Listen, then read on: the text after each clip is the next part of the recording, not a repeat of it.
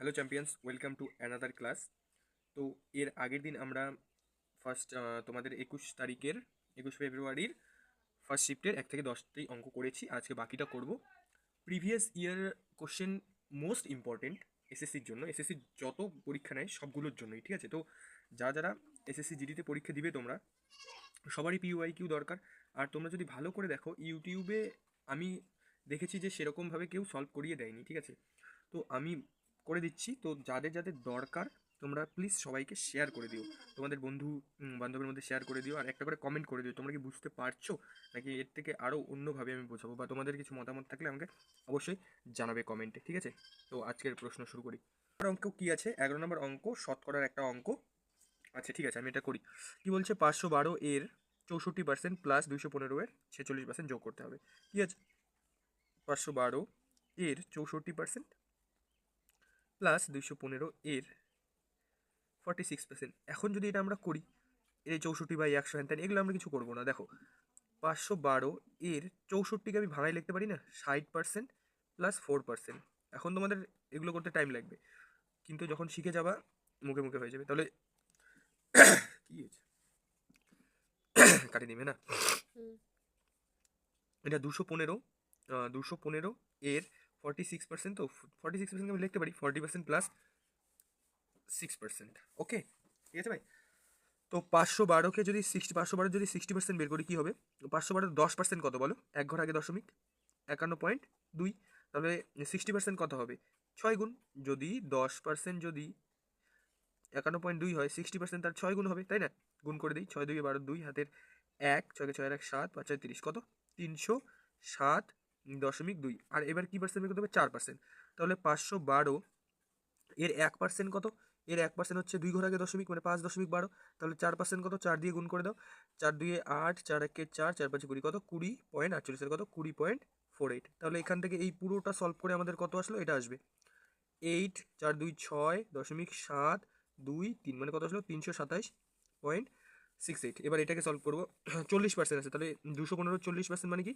21.5। 10% মানে এক ঘর আগে দশমিক দিয়ে দিলাম, ইন্টু 4। 4 5 20, শূন্য হাতে 2, 4 আগে 4, 4 2 8, কত আসলো?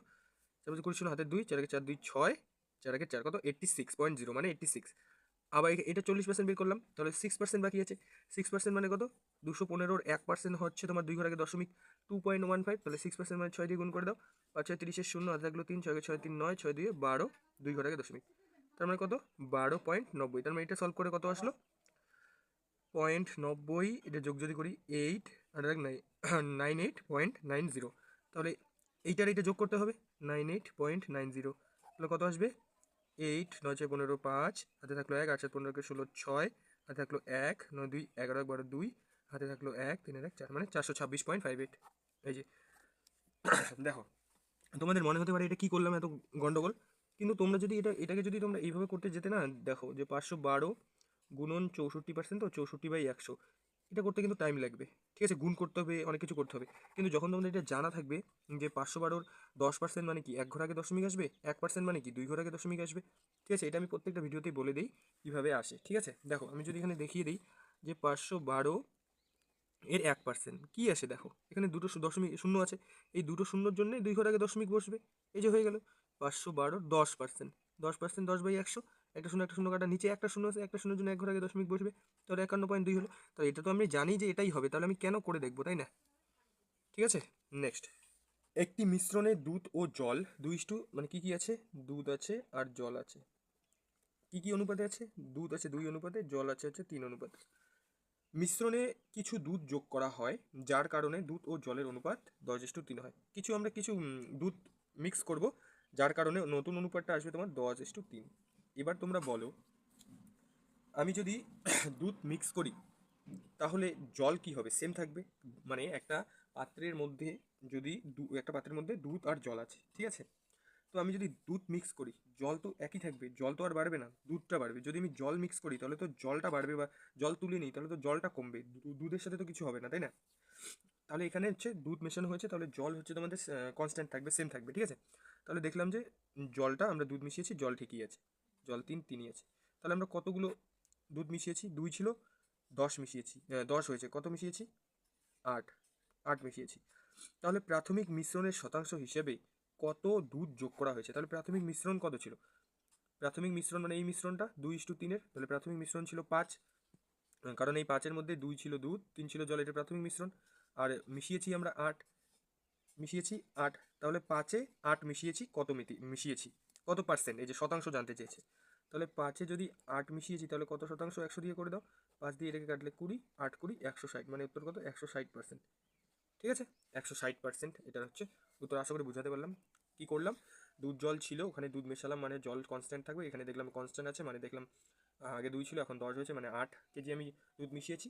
তাহলে আগের মিশ্রণ ছিল 3 + 2 5, 8 মিশিয়েছি, তাহলে এটা পার্সেন্টেজ জানতে চেয়েছে যে আগের মিশ্রণের থেকে কত, তাহলে 5-এ 8 160%। ঠিক আছে, নেক্সট 13 নম্বর প্রশ্ন কি আছে? অরবিন্দ একটি কাজ 20 দিনে করতে পারে এবং বক্সি 22 দিনে করতে পারে। যদি তারা এটিতে 5 দিন একসাথে কাজ করে, আচ্ছা 5 দিন একসাথে কাজ করবে, তাহলে কত কাজ অবশিষ্ট তার ভগ্নাংশ বাকি থাকবে আর কি। তবে যে কাজটি অবশিষ্ট বাকি থাকবে কাজ করার পর, মানে অরবিন্দ একদিনে কাজ করে 20, বক্সি একদিনে কাজ করে 22, দুজনে মিলে যেটা মোট কাজ করেছে সেটা হচ্ছে কি 220।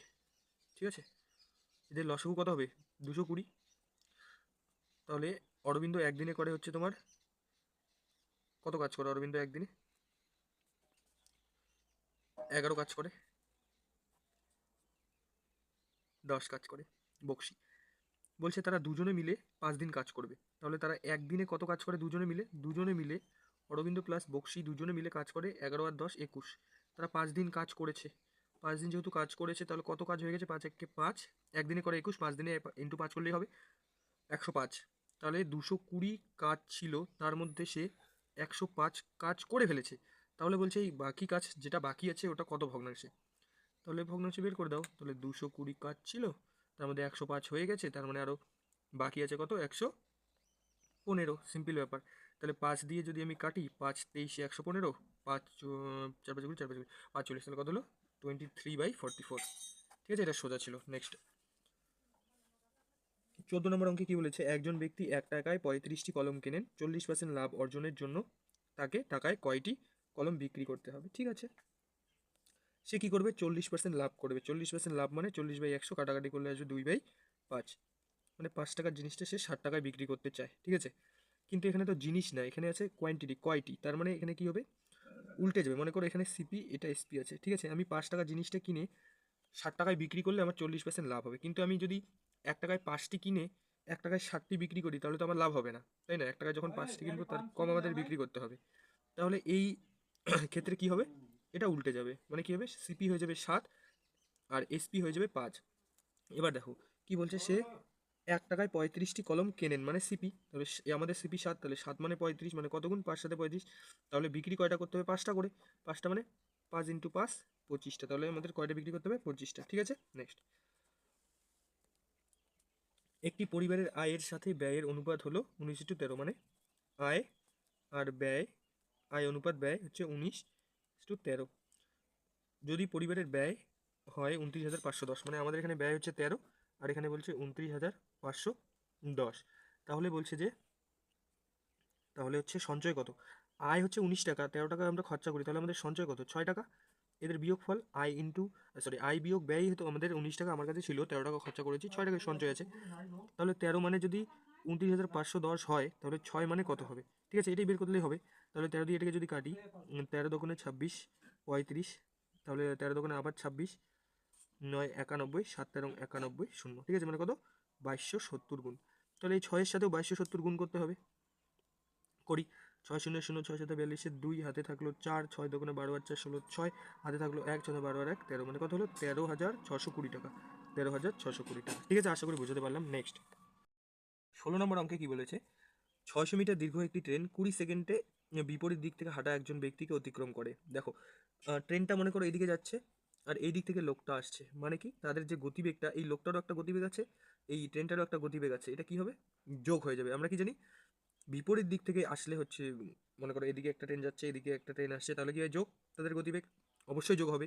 তুমি এক জায়গা থেকে আরেক জায়গায় যাচ্ছ, তোমার একটা বন্ধুকে বলছো ঠিক আছে তুই ওই দিক থেকে আগা, আমি ওই দিক থেকে আগাই, তাহলে ওর গতিবেগ, তোমার বন্ধুর গতিবেগ আর তোমার গতিবেগ যোগ হবে এবং টাইমটা কম লাগবে অবশ্যই, তাই না? আর যখন দুটো ট্রেন একসাথেই যায় একই দিকে, মনে করো এই ট্রেনটা গতিবেগে ছুটছে ছুটছে, পিছন থেকে আর একটা ট্রেন আসছে একে ধরার জন্য, কিন্তু এ তো আগাতেই থাকবে কারণ এর গতিবেগটা এর একটা গতিবেগ আছে, এই আগাতেই থাকবে, কিন্তু এর থেকে যদি কম গতিবেগ হয় তাহলে তো এ পিছাবে, আর যদি এর থেকে বেশি গতিবেগ হয় তাহলে ধরতে পারবে একে, কিন্তু রিলেটিভ স্পিডটা কী হয়ে যাবে, বিয়োগ হয়ে যাবে। ঠিক আছে, আশা করি বোঝাতে পারলাম। তাহলে এখানে কি বলছে দেখি, একজন ব্যক্তিকে অতিক্রম করে গেল, ট্রেনের গতিবেগ, আচ্ছা গতিবেগ দেওয়া আছে, ট্রেনের গতিবেগ ব্যক্তির গতিবেগের 5 গুণ। তাহলে এখানে আমি ট্রেনের গতিবেগ আর হচ্ছে ব্যক্তির গতিবেগ লিখলাম, ব্যক্তির গতিবেগের 5 গুণ। তাহলে ব্যক্তির গতিবেগ যদি হয় এক্স, ট্রেনের গতিবেগ 5 গুণ মানে 5x। তাহলে এদের দুজনের রিলেটিভ স্পিড কত, 5x প্লাস এক্স, দুইটা যোগ হবে 6x। তাহলে এখানে এদের রিলেটিভ স্পিড আসলো 6x। আর এখানে বলছে যে 600 মিটার ট্রেনটার দৈর্ঘ্য সে 20 সেকেন্ডের বিপরীত দিকে এই ব্যক্তিটাকে অতিক্রম করে। আমরা কি জানি, একটা ট্রেন যদি একটা খুঁটি কোনো ব্যক্তিকে অতিক্রম করে তাহলে সে তার নিজের দৈর্ঘ্য অতিক্রম করে। তাহলে একটা ব্যক্তিকে যদি অতিক্রম করতে 20 সেকেন্ড লাগে আর ট্রেনটার দৈর্ঘ্য যদি 600 মিটার হয়, তাহলে 20 সেকেন্ডে সে 600 মিটার যায়, তাহলে 20 সেকেন্ডে যদি সে 600 মিটার যায়, 1 সেকেন্ডে তার স্পিড কত, 30 মিটার পার সেকেন্ড তার স্পিড। তাহলে এখানে রিলেটিভ স্পিড আসলো 30, এখানে আসলো 6x, তাহলে এই 6x মানেই 30। তাহলে x এর মান কত আসবে, 5। মানে কি বলতে চাইলাম আমি, 6x সমান সমান যদি 30 হয়, তাহলে x সমান সমান মানে 30 মিটার পার সেকেন্ড হয়, তাহলে x সমান সমান কত আসবে, 6 দিয়ে কাটলে 5 মিটার পার সেকেন্ড। কিন্তু আমাদের অপশানে কিলোমিটার আছে, তাহলে 5 মিটার থেকে যদি আমি কিলোমিটারে যাই, 18/5 দিয়ে গুণ করতে হবে, তাহলে কি হবে, 18/5 দিয়ে গুণ করতে হবে। আচ্ছা কোথাও ভুল হচ্ছে আমার, আচ্ছা ট্রেনের গতিবেগ চাইছে তো ব্যক্তির না, তাহলে ট্রেনের গতিবেগ চাচ্ছে মানে এক্স যদি 5 মিটার পার সেকেন্ড হয়, ট্রেন তো 5x, তাহলে ট্রেনের গতিবেগ কত হবে, 5 ইন্টু 5 মানে 25 মিটার পার সেকেন্ড। তাহলে 25 মিটারকে যদি আমি কিলোমিটারে করতে যাই, 18/5 দিয়ে কাটাকাটি কাটতে হবে, গুণ করতে হবে 5, তাহলে 5 18 90। তাহলে এটা ট্রেনের গতিবেগ কত, 90, আর ব্যক্তির গতিবেগ কত আসবে, 18। ঠিক আছে, আশা করি বুঝতে পারলাম। আর এই যে 18/5 দিয়ে কেন করলাম এটা সবাই জানে, আমি তাও একবার বলে দিচ্ছি, যে যখন আমরা মিটার পার সেকেন্ড থেকে কিলোমিটার পার সেকেন্ডে যেতে চাই, মানে মিটার পার সেকেন্ড থেকে কিলোমিটার পার সেকেন্ডে যেতে চাই, কিলোমিটার পার ঘন্টাতে যেতে চাই, তাহলে হচ্ছে আমাদের 18/5 দিয়ে গুণ করতে হয়। সেমভাবেই যদি আমরা কিলোমিটার পার ঘন্টা থেকে মিটার পার সেকেন্ডে যেতে চাই, এটার উল্টোটা 5/18 দিয়ে গুণ করতে হয়। ঠিক আছে, বড় থেকে ছোটোটা যাওয়ার সময় ছোটোটা উপরে, ছোট থেকে বড়টা যাওয়ার সময় বড়টা উপরে। ঠিক আছে, মনে থাকবে। নেক্সট 17 নম্বর, ত্রিভুজের উচ্চতা নির্ণয় করুন যার ভূমি তার উচ্চতার 5/7 অংশ এবং যার ক্ষেত্রফল 18.207 সেন্টিমিটার স্কোয়ার। ঠিক আছে, তাহলে কি বলছে, ত্রিভুজের আমাদের তাহলে কিছু ফর্মুলা মনে রাখা দরকার। ত্রিভুজের উচ্চতা দেওয়া আছে, তার ক্ষেত্রফলও দেওয়া আছে। আচ্ছা ত্রিভুজ এর ক্ষেত্রফল কি, ক্ষেত্রফল বা এরিয়া মানে প্রত্যেকটা বাহুর যোগফল কি, হাফ ইন্টু ভূমি গুণন উচ্চতা, লেন ইন্টু ব্রেথ আর কি। ঠিক আছে, এটা হচ্ছে নর্মাল ত্রিভুজের ক্ষেত্রে। আর সমবাহু ত্রিভুজের ক্ষেত্রে কি, সমবাহু ত্রিভুজের ক্ষেত্রে হচ্ছে √3/4 ইন্টু a স্কোয়ার। ঠিক আছে, আমি এটা যখন আসবে কোশ্চেন তখন বলে দিব। এটা হচ্ছে এরিয়া গেল। তাহলে আমাদের এখানে আমি লিখলাম এরিয়া আমাদের দেওয়া আছে হচ্ছে 18.207 সমান সমান, তাহলে কি হবে, হাফ ইন্টু ভূমি কত আছে, ভূমি তার উচ্চতার, আচ্ছা ভূমি আছে হচ্ছে উচ্চতার 5/7, তাহলে উচ্চতা হচ্ছে তোমার উচ্চতার 5/7 ইন্টু এইচ গুণন হচ্ছে হাইট। ঠিক আছে, ভূমি ইন্টু উচ্চতা, যার ভূমি তার উচ্চতার এত অংশ এবং যার ক্ষেত্রফল এত। ঠিক আছে, এই যে উচ্চতার এত অংশ আমি দিয়ে দিলাম। এবার যদি আমি কাটাকাটি করি কি হবে, এখানে আসবে হচ্ছে তোমার 18.207, এটা একটু ক্যালকুলেটিভ কিন্তু আমি ইজিভাবে করে দিচ্ছি, তবে 5/14 এইচ ইন্টু এইচ স্কোয়ার। ঠিক আছে, এবার যদি আমি এই এইচ স্কোয়ারকে এখানে রাখি আর এই দিকে করি হচ্ছে তোমার 18.0207, আর এইটাকে এদিকে নিয়ে যাই, তাহলে এটা কী হবে, উল্টে যাবে, 14/5 হয়ে যাবে। কত হয়ে যাবে, 14/5। তাহলে এই 5 দিয়ে যদি আমি এটাকে পুরোটাকে, না এটাকে কাটি, 5 দিয়ে যদি এটাকে কাটি কী হবে, 5 দিয়ে 10, 2.8।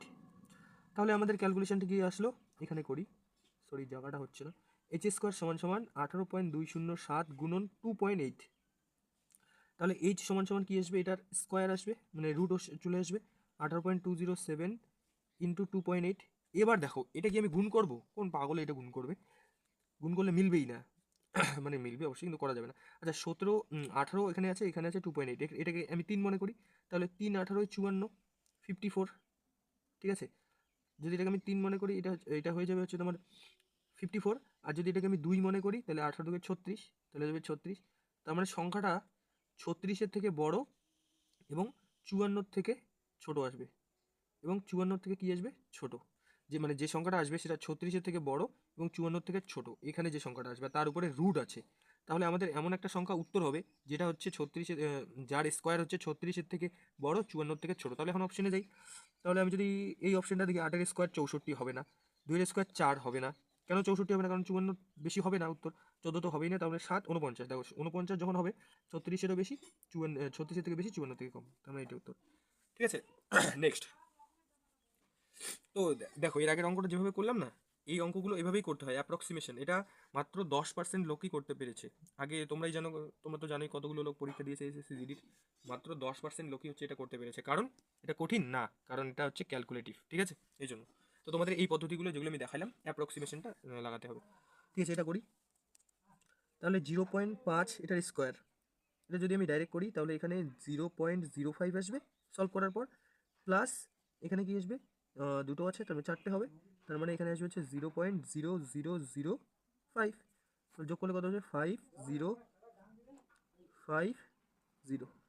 না sorry sorry sorry sorry sorry guys, ভুলে গেছে, আমি এটা আবার করে দিচ্ছি। তাহলে এটা আসবে হচ্ছে 0.25, আর এখানে আসবে হচ্ছে তোমার 0.025, না 0.0025, তাহলে এটা আসবে হচ্ছে তোমার 5252, 0.2525, 0.2525 ইজ দ্য রাইট অ্যান্সার। এবার এটাকে তোমরা যদি সলভ করতে চাও করতে পারো, অসুবিধা নেই। তাহলে এখানে আছে 0.5, তো দশমিক তুলে নিয়ে এখানে 10 দিয়ে দিলে, স্কোয়ার করে দিলে, প্লাস 0.05, এখানে তাহলে দুটো তুলে দিলে এখানে হবে 100, তার স্কোয়ার করে দিলে, তাহলে এখানে যদি করো তাহলে কি আসবে, 5-এর স্কোয়ার 25 বাই 10-এর স্কোয়ার হচ্ছে 100, প্লাস 5-এর স্কোয়ার 25 বাই 100 স্কোয়ার হচ্ছে 10,000, হয়ে গেলো। তাহলে 1 2 3 4, 1 2 3 4, এখানে দশমিক, 1 2 1 2, এখানে দশমিক, তাহলে কী হবে, এই দুটোকে যোগ করে দাও, তাহলে 0.25, 0.0025 যোগ করলে কী হবে, 2552, মানে 2525। ঠিক আছে, নেক্সট। 19 নম্বর অঙ্কে কি বলেছে, 19 নম্বর অঙ্কে আছে ধার্য মূল্যের 16/25 টাকায় একটি বই বিক্রি করলেন। আচ্ছা, ধার্য মূল্য হচ্ছে মার্ক প্রাইস আর বিক্রি করবে সেলিং প্রাইস। তাহলে ধার্য মূল্য 16/25 বলছে, তার মানে 25 হচ্ছে তোমার মার্ক প্রাইস আর 16 হচ্ছে তোমার সেলিং প্রাইস। তো বইয়ের ধার্য মূল্য ও বিক্রয় মূল্যের অনুপাত চেয়েছে। বইয়ের ধার্য মূল্য 25, অনুপাত করে দিই 16, 25:16, এটাই হচ্ছে উত্তর। হ্যাঁ, খুবই সোজা অঙ্ক। নেক্সট, একটি নির্দিষ্ট হারে, লাস্ট প্রশ্ন, একটি নির্দিষ্ট হারে 2 বছরের জন্য একটি মূলধনের উপর সরল সুদ এবং চক্রবৃদ্ধি সুদ হলো যথাক্রমে 12,000 টাকা এবং 14,400 টাকা। মূলধন কত? তোমরা যদি মনে রাখতে, মানে তোমাদের যদি মনে আছে যে এর আগের ক্লাসের আগের ক্লাসটা, মানে কত তারিখের, 20 ফেব্রুয়ারির যে শিফটে ছিল, 4th শিফটের লাস্টের দিকের একটা এরকম কোশ্চেন ছিল, সেম কোশ্চেন। তো ওটা আমি ভালো করে ওখানে বুঝিয়ে দিয়েছিলাম, এখানে আমি তাড়াতাড়ি করবো আজকে।